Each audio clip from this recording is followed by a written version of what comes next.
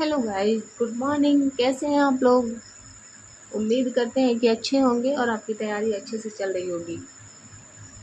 तो आज हम लोग टाइम ना वेस्ट करते हुए जल्दी जल्दी फटाफट शुरू करते हैं अपना प्रैक्टिस सेट्स सीटेट सीडीपी का। टिक करिए। क्वेश्चन नंबर फर्स्ट है, बालक का विकास परिवर्तनशील होता है जो गुणात्मक तथा परिणात्मक दो रूपों में होता है। बालक के विकास में होने वाले गुणात्मक परिवर्तन का अंग नहीं है। ऑप्शन है आपका सीखने की क्षमता में परिवर्तन, सामवेगिक नियंत्रण में परिवर्तन, शरीर के बाह्य अंगों में परिवर्तन, भाषा को सीखने की क्षमता में परिवर्तन। तो दोस्तों कौन सा सही हो जाएगा? में तीसरा सही हो जाएगा। शरीर के बाह्य अंगों में परिवर्तन। बालक का विकास परिवर्तनशील होता है जो गुणात्मक तथा परिणात्मक दो रूपों में होता है। बालक के विकास में होने वाले गुणात्मक परिवर्तन का अंग नहीं है, यहाँ पे पूछ रहा है, तो ये नहीं हो जाएगा। क्वेश्चन नंबर 2, लेव वाइगोत्स्की के अनुसार निम्नलिखित में से कौन से सांस्कृतिक उपकरण के उदाहरण हैं जो हमारे कामकाज में सहायता और परिवर्तन करते हैं? ऑप्शन पहला है मानचित्र, भाषा, कैलकुलेटर, स्कीमा।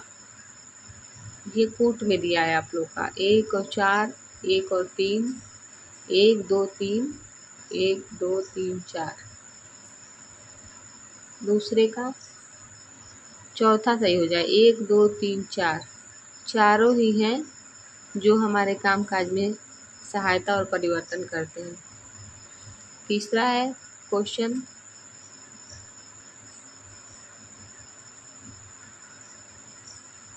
डिस्ग्राफिया संबंधित है गणित संबंधी विकार, लेखन संबंधी विकार, पढ़ने संबंधी विकार, भाषा संबंधी विकार। क्वेश्चन नंबर 3 का दूसरा सही हो जाएगा लेखन संबंधी विकार।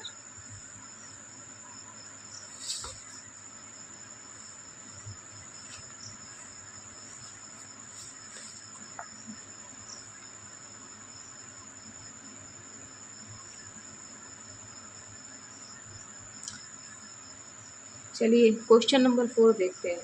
राष्ट्रीय शिक्षा नीति 2020 में एक एकल निकाय के रूप में भारत उच्च शिक्षा आयोग के गठन का प्रावधान किया गया है।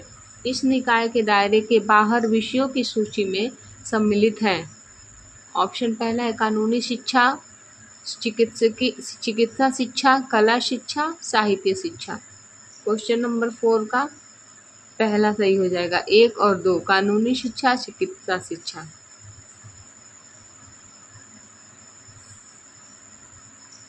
क्वेश्चन नंबर 5 देखते हैं।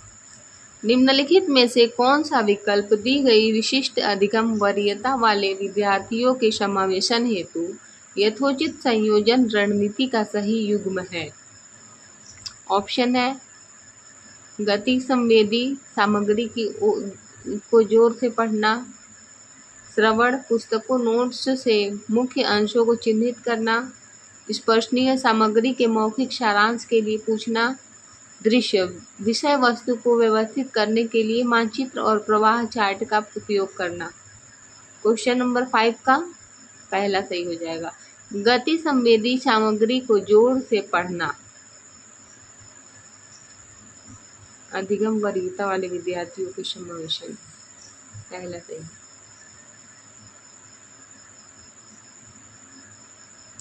क्वेश्चन नंबर 6, एक शिक्षिका कभी भी प्रश्नों का उत्तर स्वयं नहीं देती। वह अपने विद्यार्थियों को उत्तर देने के लिए समूह चर्चाएं और सहयोग अधिगम अपनाने के लिए प्रोत्साहित करती है। यह सिद्धांत निम्नलिखित में से किस सिद्धांत पर आधारित है?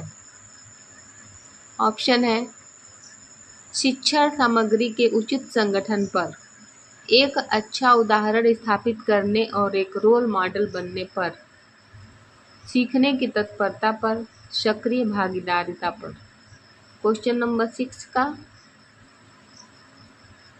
चौथा सही हो जाएगा, सक्रिय भागीदारिता पर सही है। क्वेश्चन नंबर 7 देख लेते हैं। निम्न में से मैस्लो द्वारा बताई गई बालकों की मूल आवश्यकता है।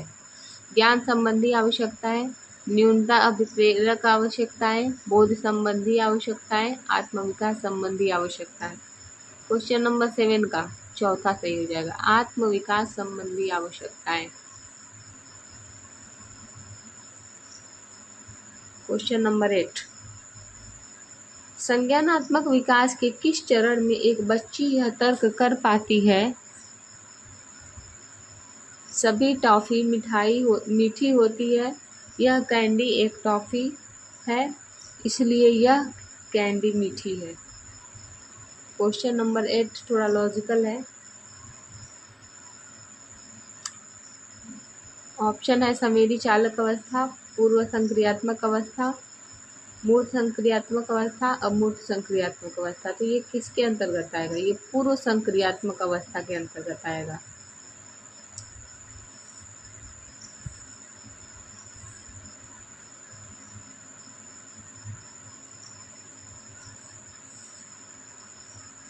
क्वेश्चन नंबर 9, किसी कार्य की सफलता या विफलता पर निम्नलिखित में से कौन सा आरोपण भविष्य में विद्यार्थियों की प्रेरणा और समरूपी कार्यों में संलग्न होने के प्रयासों में वृद्धि कर पाएगा? क्वेश्चन नंबर 9 का ऑप्शन है गैर नियंत्रणीय बाहरी स्थिर, बाहरी स्थिर, आंतरिक नियंत्रणीय आंतरिक। क्वेश्चन नंबर 9 का पहला सही हो जाएगा।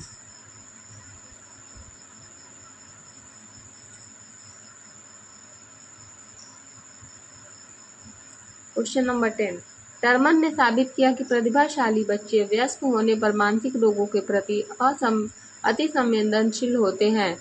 बौद्धिक स्तर परीक्षण में औसतन वयस्कों के बराबर अंक प्राप्त करते हैं।